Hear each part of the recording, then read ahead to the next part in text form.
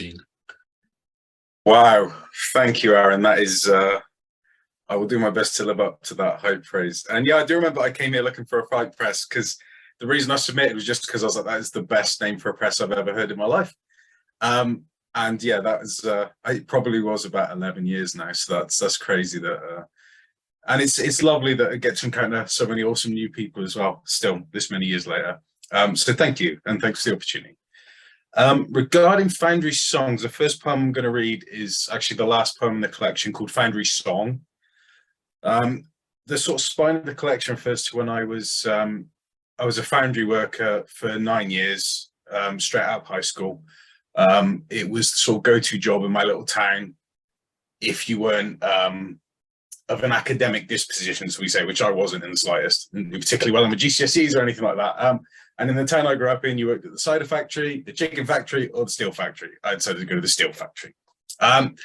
The impetus for the collection was basically one day when I was in the foundry doing my job, a bloke next to me was doing his job, a crane snapped, and something swung by and pinned him to the wall. We dragged him away, had to get him to the on-site nurse, and he had to go to hospital. There were several procedures. I won't go into the gruesome details, but at one point, his index finger was completely severed or hanging off, and this nurse was trying to explain to him that it would take months to reattach the nerves, to rehabilitate it. And his name was Mick, and I remember he just went, "Can you not just cut it off? Because I've got overtime, I've got a mortgage to pay, I can't be doing with this, it's a waste of my time, just cut it off."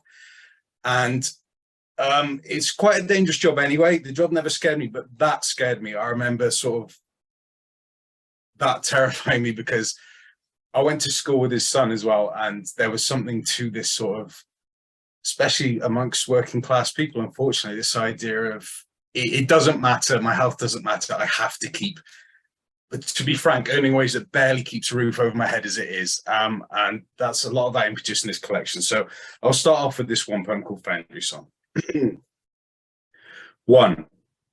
He was too proud for fear, never moved from his station.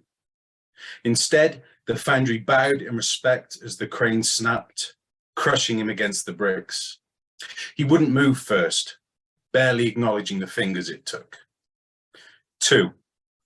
There is a chain link branded into my bicep from where I once turned my back on that which wasn't done with me and felt it had to put me in my place. 3. When it's my turn against the wall, I won't be so dismissive of the parts that slow me down. 4. When I am out of ways to reduce myself, I'll leave a month's rent in advance, press the slack of that chain to my waist, and wait patiently to be scrapped. 5. When I accept my lot, scatter me obnoxious, mold me into something a child can throw at the next departing train. Help the young ones understand, nothing passes through here unaffected. Thank you. I will try not to, because I've noticed when I do these readings, which is few and far between, to be honest, because I'm a bit socially awkward, I ramble a bit in between the poems like I'm doing now. So a couple of them I'm just going to title and crack on with it, if that's fine. Euthanize the creature. Much like the right kind of sex, I smell good in the unwashed ambience of a Sunday morning. Taking a shortcut through the churchyard and getting home on whatever God doesn't keep. There are those who will never catch the scent of it on their tongues, and for that, I am sympathetic as a hallway. There are nights that I too have stretched my palms across the neighboring body to mine and convinced myself the innocuous hum of indifference traveling between us was some kind of beautiful song in a foreign language.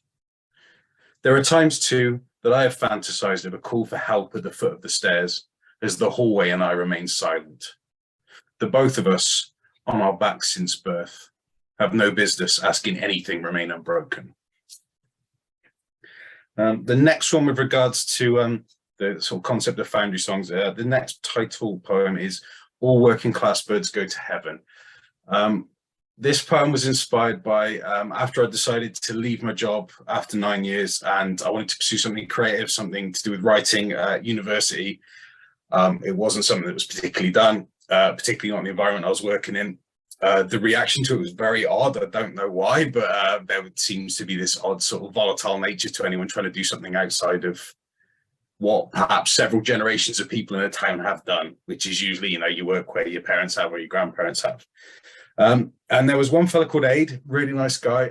He dumped a newspaper in my lap one day during the night shift, and it was an article about how a lot of seabirds and a lot of fish are currently having a lot of plastic in their stomachs when they die, unfortunately, because of the amount of horrific stuff that's being put into the river, into the Thames, into all these other places. And he tried to make a point. He said, get out now, because this will be you. This is me at the moment. Obviously not plastic, it's more metal fumes, toxins, very thin shards of metal, which a lot of people who work in Foundry suffer from to this day.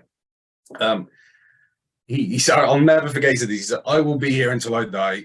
Don't, because it's not worth it. Go and do something else. And as a nice aside on that, it was about 5 years ago that Aid, I read in the paper, I hadn't talked to him since I left the place. I believe he was 68. He was going into his night shift and he decided to buy a lottery ticket, and he became one of the biggest UK winners in the lottery, I think of all time. It was 78 million or something like that. So I wanted to write this poem for Aid because at a time when a lot of people were very critical of a very simple thing about not wanting to sort of be in a dangerous situation, he was very kind to me. So this is all working class birds go to heaven. Pelicans are a shower of smug bastards. Designer throat pouches, indecipherable bird slang, sipping on filtered salt water and lime, laughing at the crooked seabirds who graft all day for the soggy arse end of a chip, only to choke down a colourful toxin discarded by a dead-eyed nephew. Birds of a good social architecture flock together in dark paradigm, away from the smell of pestilence that hangs from the clouds. The beckoning cliffs tease a scrap of food or a lump of plastic kitsch to the gullet. Another knackered battery thumps its wings until broken where the oxygen goes. Another working class angel, dumb heavy with unnatural parasites, tarnishing up the sunbeams, slowly stretching onto the pier. And here's the part where I regret not adding some post-it notes or something to the collection. There we go. Okay, this poem is called Strike. The government claims that industrial action has become the shop-worn chandelier from which all working-class romantics hang their galaxies. But I don't care what the Bullingdon cunts might say. Call sick and cause dissent with me. New lust, you're a bloody wrong un. The way you set picket lines around the bedpost, naked and dangerous as a petrol bomb in Parliament. I want you to rise up, all cum dizzy and magnificent in the morning. Lock the door and burn the curtains. Let the neighbours be afraid.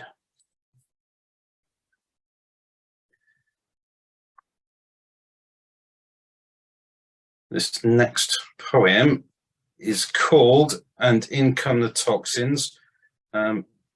This was about a correspondence back and forth for a while with a medical facility about some breathing issues I was having due to previous works, and how dismissive and simplistic some people can make some medical ailments feel. I'm sure everybody here has had it in the past, potentially.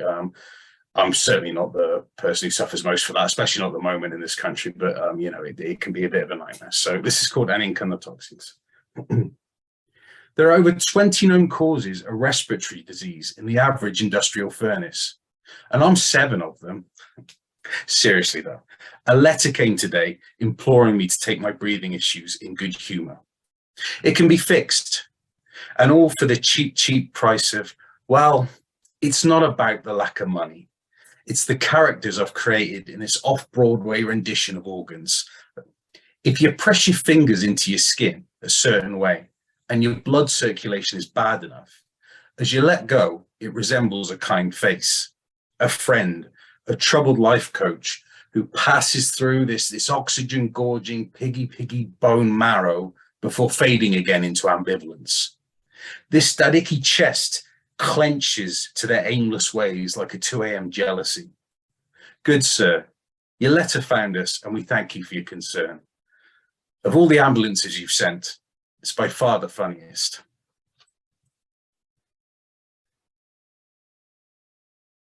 And while I do the thing I just said I was going to stop doing, which is fiddle around for the next poem, I should say that how wonderful it was to hear Poppy, Nathaniel, and Talia reading. Holy shit! I mean, the the amount of incredible poetry in the UK. I know everybody says it at every reading, but it's because it's true.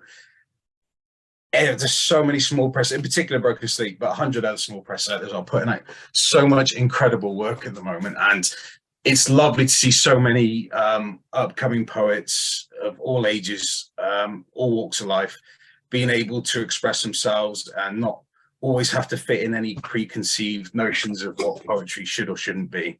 And that's really, I think, what makes it all worth it. So it's been lovely just sitting here. I mean, I would have happily just been here as an audience member, so it's lovely being able to read as well. This poem is called Amateur Dramatics. Amateur Dramatics. Every Thursday after yoga. Subdue male suicides through art. Tell that to my neighbour, who in an anecdote that is sometimes a true story, depending on his mood, was held at finger gunpoint and forced to pretend he was a tree. Every Friday, he'd wake up to find another teenager swaying by their neck from his extended left arm. Every Saturday, he'd drink to subdue the constant sound of rope creaking against his bicep. Almost reaching for help, but then, of course, not bothering really. I think I will do one more and I will leave it at that. Before I do, I also want to say that I'm just going to keep kissing the ass of every poet really at the moment, because about a week ago, after spending many, many years working hard to try and get out of certain jobs that I'd stuck in, like factory work, I was very proud to finally support myself for the last 8 years or so as a copywriter. And last Tuesday, I had a meeting and they just basically said, well, they didn't say it was because of automation or chat GPT, but the timing was incredible.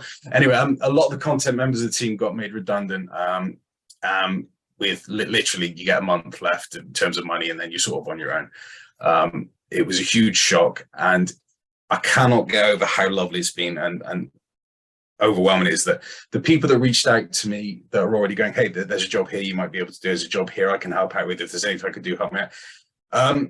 It's been poets who I've known for several years, but I've never really met in person. And it really sort of bolsters some of the strength of online friendships. I'm sure everybody here has got a couple of people that they talk to on a regular basis they maybe haven't yet met in person.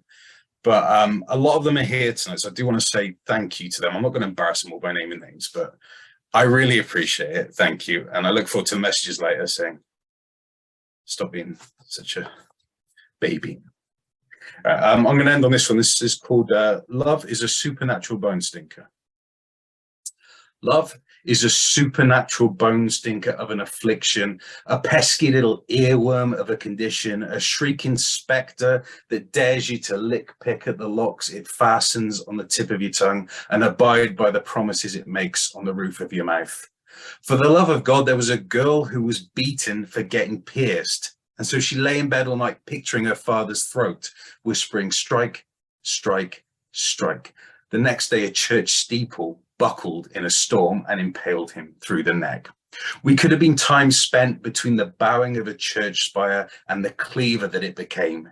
You could have touched yourself and spat mud at the sky until it split, split, split. I could have fragmented into molecules and reassembled on the tip of your finger. For the love of God, there was a hypnotist who tripped and broke his skull before he could wake his patient from her induced sleep. And so she lay there for 2 days, smiling peacefully beside his corpse. According to friends, she was there to confront her fear of death. We could have been time spent between static and decay, a pair of catatonic bone stinkers, our souls dancing wildly to the thumping on the front door, the Saturday night television pouring its warm musical illness. You can't tell me you didn't want that for us. Thanks.